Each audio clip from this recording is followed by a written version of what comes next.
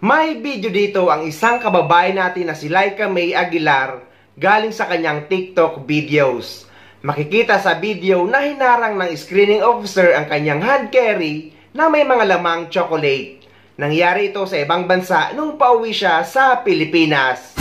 Makikita din sa video na pinagkukuha ang dala niyang mga Nutella at mga toothpaste.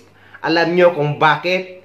Ito yung madalas nating nababanggit sa mga videos na ang Nutella ay may lamang oil sa loob na considered as liquid. Yung toothpaste naman guys na basta sobra sa 100 ml, pati ang mga lotion, gel at pabango ay bawal yan sa hand carry. Dapat yan nakalagay sa check-in baggage. Because it's not on the X-ray machine, I'm so sorry, I understand. Yeah, it's okay, no problem. Okay. Yeah, for this. Huh? So yeah. okay, thank you. This one also cannot, madam. This is more than 100 grams. Small only. More than 100 Yeah. Cannot bring about. 100 grams is 100 ml. Cannot bring about, I'm so sorry. It's okay. Okay, no problem. No more.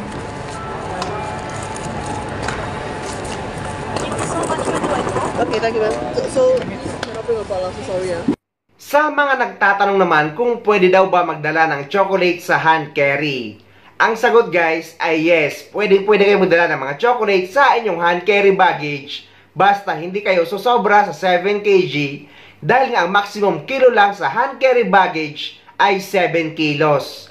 At wag lang kayo magdadala ng Nutella dahil nga gaya ng sinabi ko kanina ay may laman itong oil na considered as liquid na pinagbabawal sa hand carry baggage. So, sa check-in baggage daw ba ay 7 kilo lang din ang chocolate na pwedeng ilagay? Ang sagot guys ay hindi. Pwede kayong magdala ng mga chocolate sa inyong check-in baggage kahit na ito ay marami as long as na hindi kayo mag-over baggage o susobra sa inyong baggage allowance na nakalagay sa inyong ticket.